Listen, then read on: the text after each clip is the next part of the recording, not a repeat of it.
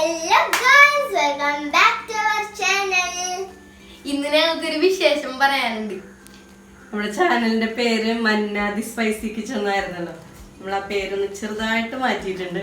മന്ന riding happiness എന്നാക്കിയിട്ടുണ്ട്. അതെന്താ വെച്ചാൽ നമ്മൾ ഫസ്റ്റ് ചാനൽ സ്റ്റാർട്ട് ചെയ്തപ്പോൾ ചുമ്മാ തമാശക്ക് കുട്ടികളുടെ ഒരു ഇഷ്ടത്തിന് വേണ്ടി സ്റ്റാർട്ട് ചെയ്തതാണ്. ഇപ്പോൾ എന്ന് പറഞ്ഞു കഴിഞ്ഞാൽ നമുക്ക് കുറച്ച് ട്രാവൽ അപ്ഡേറ്റ്സും ഒക്കെ ചെയ്യുന്നുണ്ട്, വ്ളോഗിങ് ഒക്കെ വരുന്നുണ്ടല്ലോ. അപ്പോൾ കിച്ചണിലുള്ള അല്ലെങ്കിൽ കുക്കിംഗ് മാത്രമല്ല നമ്മൾ ചെയ്യുന്നത്. അപ്പം നമ്മൾ വെച്ചു ഈ പേരൊന്ന് ചേഞ്ച് ചെയ്യാന്ന് വെച്ചു. അപ്പം എല്ലാവർക്കും പേര് ഇഷ്ടമായെങ്കിലും ഒന്ന് കമൻറ്റ് ചെയ്യണം, ഇഷ്ടമായോ ഇല്ല എന്നൊക്കെ. മന്ന റൈഡിങ് ഹാപ്പി.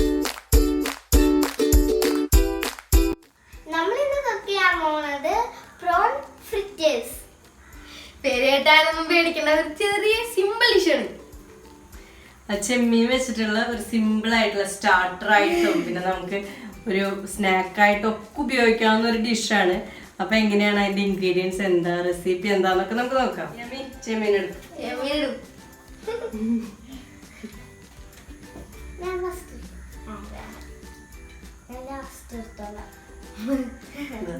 അത്യാവശ്യം വലിപ്പുണ്ട് കേട്ടോ ചെമ്മീൻ. നീയോ? ഇത്ര വലിയ ചെമ്മീനൊന്നും വേണമെന്നില്ല ഇത് ഉണ്ടാക്കാൻ. ചെറിയ ചെമ്മീനായാലും മതി. ഇതിപ്പോ എന്റെ അടുത്ത് വലിയ ചെമ്മീൻ കിട്ടിയോണ്ട് ഞാൻ ഇതൊന്നും ഉണ്ടാക്കണമെന്നുള്ളൂ. പിന്നെ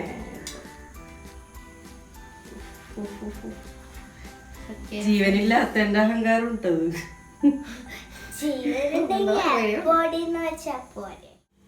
ചെമ്മീൻ നന്നായി കഴുകി വൃത്തിയാക്കി വെച്ചിട്ടുണ്ട്. വെളുത്തുള്ളി ചതച്ചത്, ഇഞ്ചി ചതച്ചത്, സവാള ചതച്ചത്, അയമോദകം, മുളക് പൊടി, കുരുമുളക് പൊടി, ഉപ്പ്, ഒരു മുട്ട, ബ്രെഡ് ക്രംസ്, മൈദ,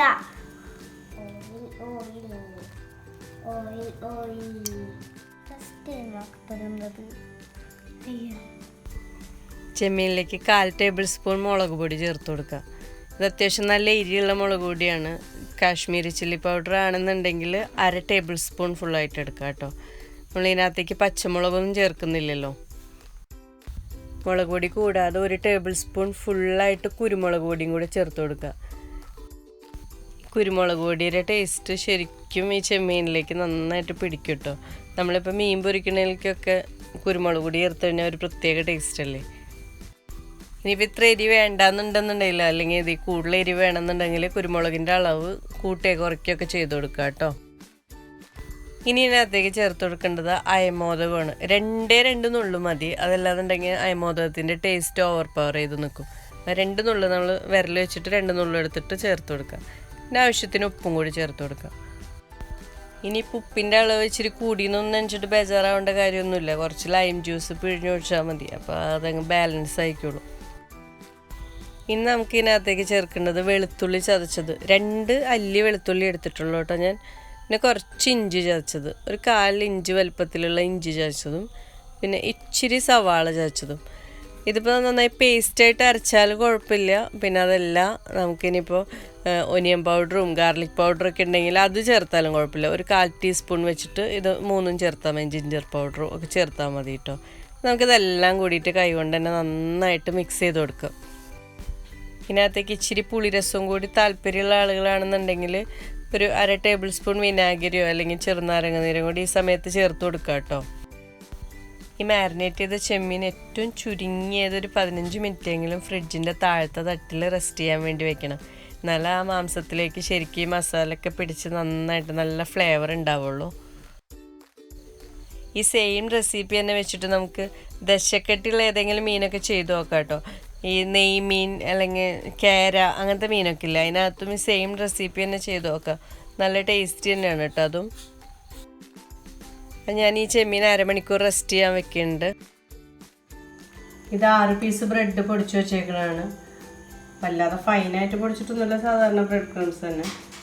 ഇതിനകത്തേക്ക് നമുക്ക് 2 ടേബിൾ സ്പൂൺ മൈദ കൂടി ചേർക്കാം. 1 നുള്ള് അയമോദകം കൂടി ചേർത്ത് കൊടുക്കാം. 1 നുള്ളു മതി കേട്ടോ.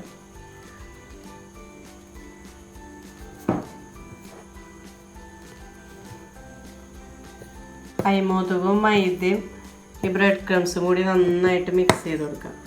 നല്ല ചെമ്മീൻ കോട്ട് ചെയ്യാനുള്ള കൂട്ടാണ് റെഡി ആയിട്ടുണ്ട്. നമുക്ക് ഈ എഗ്ഗ് ഒന്ന് ബീറ്റ് ചെയ്ത് കൊടുക്കാം.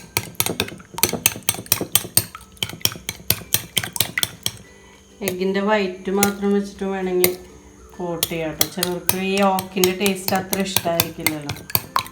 ഞാനിപ്പോൾ രണ്ടും കൂടിയിട്ട് തന്നെയാണ് ചെയ്യണത്.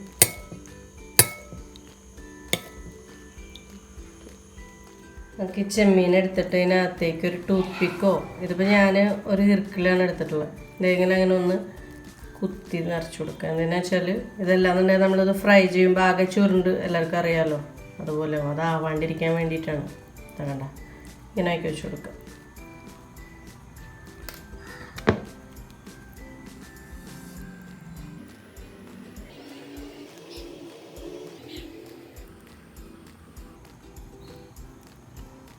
എല്ലാം ചെയ്തെടുക്കുക കേട്ടോ. എനിക്ക് ടൂത്ത് പിക്കിന് ഇത്രയും ലെങ്ത് ഇല്ലാത്തതുകൊണ്ടാണ് ഞാൻ ഈ ഇറുക്കിൽ ഉപയോഗിക്കുന്നത്.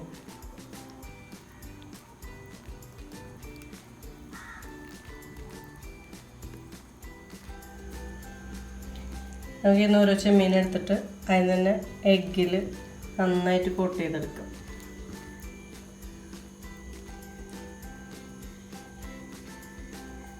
ഇതിനെ ഈ ബ്രെഡിൻ്റെ കൂട്ടിനകത്ത് ഇട്ട് നന്നായിട്ട് കോട്ട് ചെയ്തെടുക്കാം. ശരിക്കും ഇതിലൊന്ന് കോട്ടായി കിട്ടണം. നമുക്കിതൊന്നും കൂടി ഈ എഗ്ഗിൻ്റെ മിക്സിൽ ഒന്ന് കോട്ട് ചെയ്തെടുക്കാം.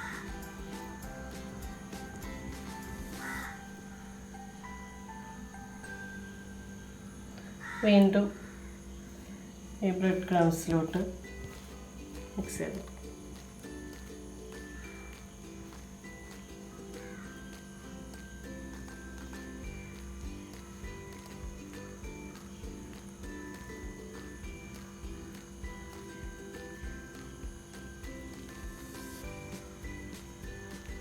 മാറ്റി. ഇനി നമുക്ക് ഓരോന്നായിട്ട് ഇതുപോലെ ചെയ്തെടുക്കാം.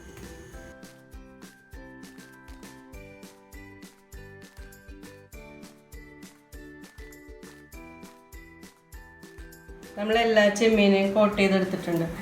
ഇനിയിപ്പോൾ നിങ്ങൾക്കിത് ഇപ്പോൾ ഫ്രൈ ചെയ്യണില്ല, പിന്നീട് ഉപയോഗിക്കാനാണെന്നുണ്ടെങ്കിൽ ഒരു സിപ്പ് ലോക്ക് കവറിലോ അല്ലെങ്കിൽ ഒരു നല്ല ടൈറ്റായിട്ടുള്ള എയർ ടൈറ്റായിട്ടുള്ള പാത്രത്തിനകത്ത് വെച്ചിട്ട് ഫ്രീസറിൽ വെച്ചാൽ മതി. പിന്നീട് നമുക്ക് ആവശ്യമുള്ള സമയത്ത് നമുക്ക് അതിൻ്റെ തണുപ്പ് മാറ്റിയിട്ട് എടുത്തിട്ട് ഫ്രൈ ചെയ്യാം.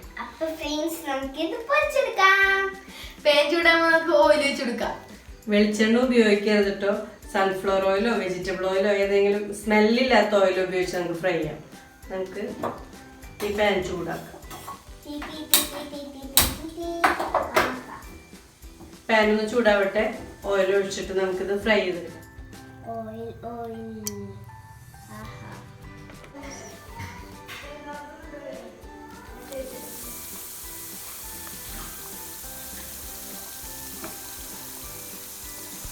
എപ്പോഴും ഓയിൽ നന്നായി ചൂടായിട്ട് വേണം ചെമ്മീൻ ഇടാൻ. അതല്ലാന്നുണ്ടെങ്കിൽ ഇപ്പോൾ ചൂടാവാത്ത ഓയിലിലേക്ക് നമ്മൾ ഈ ചെമ്മീൻ ഇട്ട് കഴിഞ്ഞാൽ അതിൻ്റെ കോട്ടിങ്ങൊക്കെ ആകെ പറപറാന്ന് പറഞ്ഞിട്ട് പുറത്തേക്ക് സ്പ്രെഡായിട്ട് പോകും.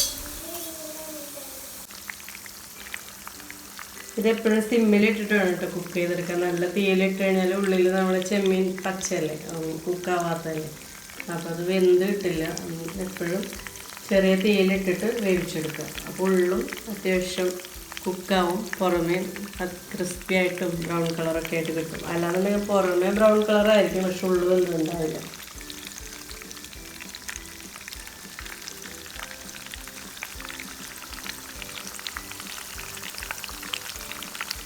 ഒരു സൈഡ് ആയതിനു ശേഷം മാത്രം മറിച്ചിടാൻ പാടുള്ളൂ, അല്ലെങ്കിൽ അതിൻ്റെ താഴ്ഭാഗം പൊട്ടിപ്പോവും. കോട്ടിങ്ങൊക്കെ വിട്ട് പിന്നെ ചെമ്മീൻ മാത്രം പുറത്തായിട്ട് നിൽക്കും. അപ്പോൾ ഇതൊന്ന് നന്നായിട്ട് ഒരു സൈഡ് ബ്രൗൺ കളറൊക്കെ ആയിട്ട് വരട്ടെ, ഉള്ളൊക്കെ ഒന്ന് വേവട്ടെ. അതിന് ശേഷം നമുക്കിത് മറിച്ചിടാം. ഇപ്പോൾ ഏറെക്കുറെ ഒരു സൈഡ് ആയിട്ടുണ്ട്, നമുക്ക് ഒന്ന് മറിച്ചിട്ടു.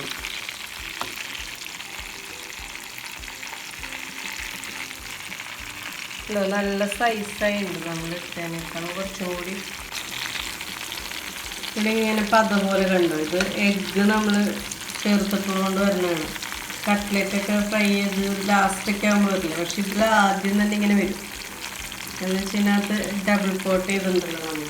അത് അപ്പാപ്പെടുത്ത് മാറ്റിയാൽ മതി.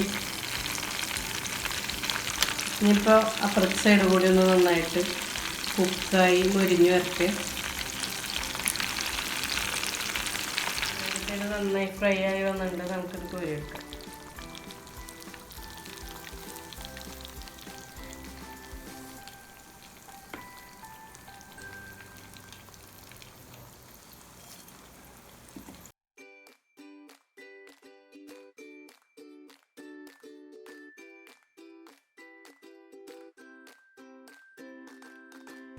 ഇനിയിപ്പോൾ ബാക്കിയുള്ളതും കൂടി ഇതുപോലെ നമുക്കിട്ട് ഫ്രൈ ചെയ്തെടുക്കാം.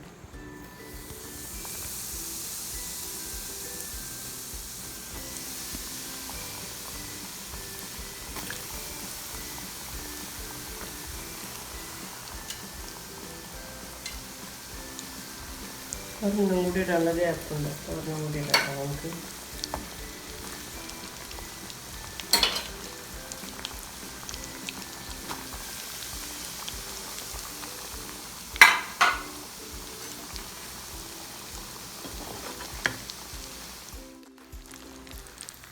രണ്ടാമത്തെ ബാച്ചും കൂടി നമ്മൾ വറുത്ത് കോരിയിട്ടുണ്ട്. അപ്പൊ ഫ്രണ്ട്സ്, ഇത് നമ്മൾ ഫ്രൈ ചെയ്തെടുത്തിട്ടുണ്ട്. നല്ല ക്രിസ്പി ആയി വന്നിട്ടുണ്ട്. എല്ലാരും വീട്ടിൽ ട്രൈ ചെയ്ത് നോക്കണം. ഇനി നല്ലൊരു വീഡിയോ ആയിട്ട് വരുന്നതായിരിക്കും. Take care. ബൈ.